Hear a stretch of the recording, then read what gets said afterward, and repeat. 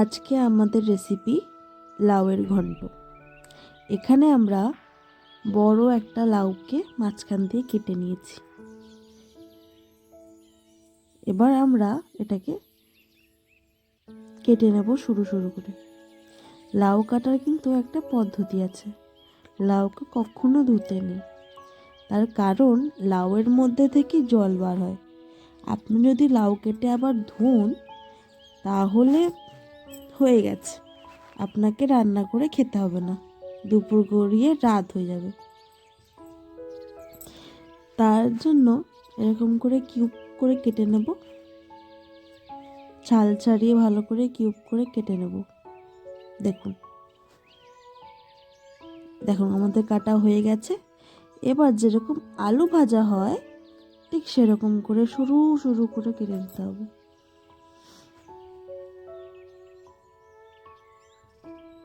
দেখেছেন, ঠিক এরকম করে কেটে নিতে হবে সরু সরু করে।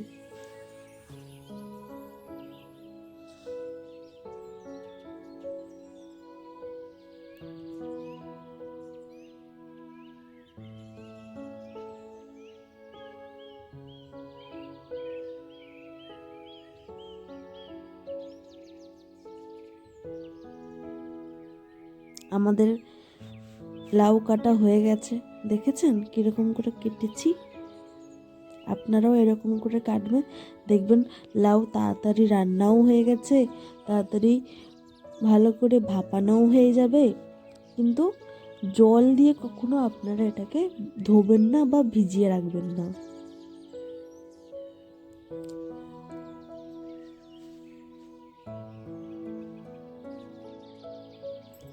লাউয়ের ঘন্ট রান্না করতে এখানে নেওয়া হয়েছে একটি নারকেল কুচি। নারকেলকে কুচি কুচি করে কেটে নিয়েছি। ফোড়নে আমরা দুটো তেজপাতা, দুটো শুকনো লঙ্কা, গোটা জিরা, 5 ফোড়ন, জিরা বাটা আর দুটো পেঁয়াজকে কুচি কুচি করে আমরা কেটে নিয়েছি। এখানে ছোটো ছোটো দুটো পেঁয়াজ ছিল, আপনারা চাইলে একটা বড় পেঁয়াজও দিতে পারেন। উনুন জ্বালিয়ে আমরা এখানে তেলটা কিসের জন্য গরম করছি বলুন দেখি। এখানে আমরা একটা ফেমাস জিনিস দিতে চাইছি। লাউয়ের সঙ্গে চিংড়ি মাছ না হলে কি হয়, এর জন্য আমাদের বাড়িতে একটু একটু অল্পখানে লক্ষ্মী চিংড়ি ছিল, তাই জন্য আমরা দিয়ে দিয়েছি। আপনারা এখানে বড় চিংড়িও ইউজ করতে পারেন।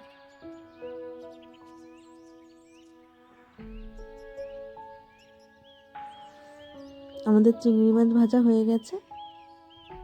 এবার তেল দিয়ে আগে আমরা প্রথমে তেলটাকে গরম করব। এর মধ্যে আমরা নারকেলটাকে একটু ভেজে নেব। যেহেতু এই নারকেলটা কুড়ানো নেই, মানে নারকেলটা ঝুড়ি ঝুড়ি করে কুড়ানো নেই, তাই জন্য এটাকে ভেজে নিচ্ছি। আপনারা চাইলে কুড়িয়েও নিতে পারেন।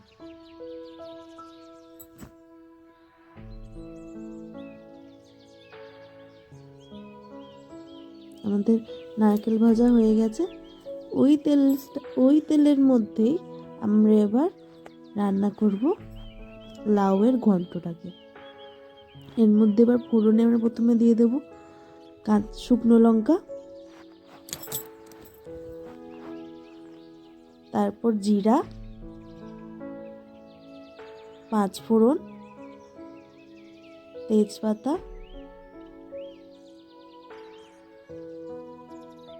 পেঁয়াজ কুচি। এবার ভালো করে ব্রাউন ব্রাউন করে পেঁয়াজ কুচিটাকে আমরা ভেজে নেব।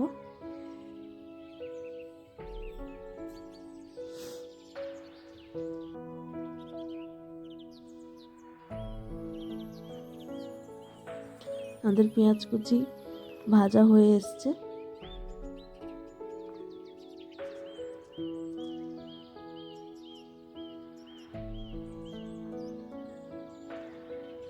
এর মধ্যে এবার আমরা দিয়ে দেব ভেজে রাখা চিংড়ি মাছ, লক্ষ্মী চিংড়ি, আর ভেজে রাখা নারকেল কুচি।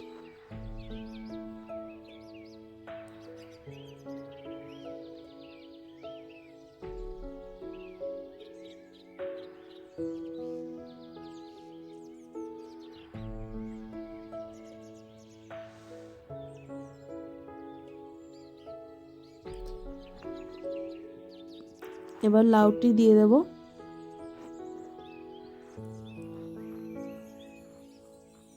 পুরো লাউটিকে আমরা দিয়ে দেব।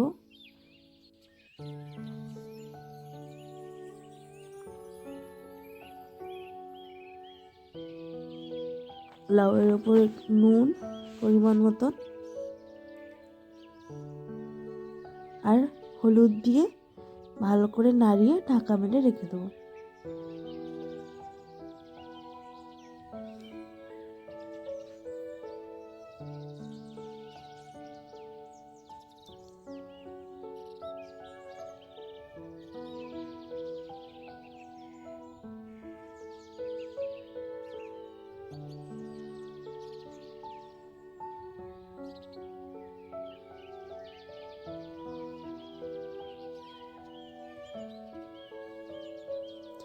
ঢাকা খুলে দেখেছেন কিরকম জলটা বেরিয়েছে?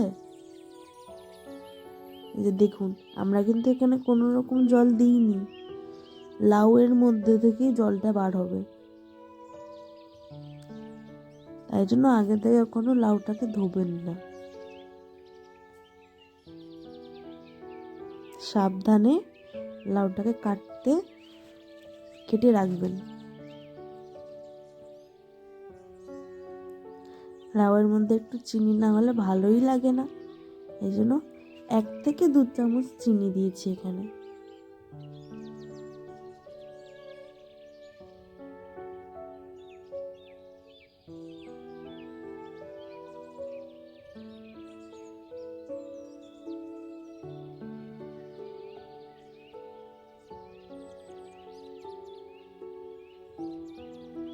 আবার এটাকে আমরা ঢাকা মেরে দেবো। দেখেছেন কিরকম জলটা বেরিয়েছে?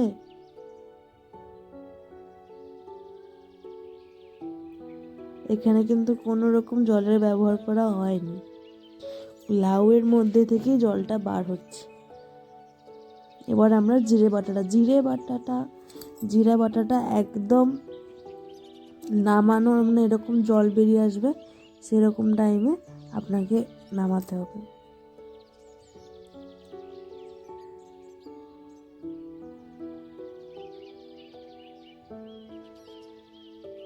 আমাদের লাউ হয়ে গেছে।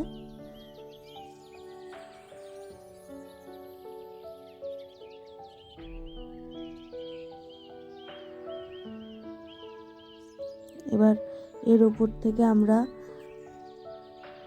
ছড়িয়ে দেব জিরে গুঁড়ো, ধনে গুঁড়ো আর শুকনো লঙ্কাকে ভেজে আমরা গুঁড়ো করেছি।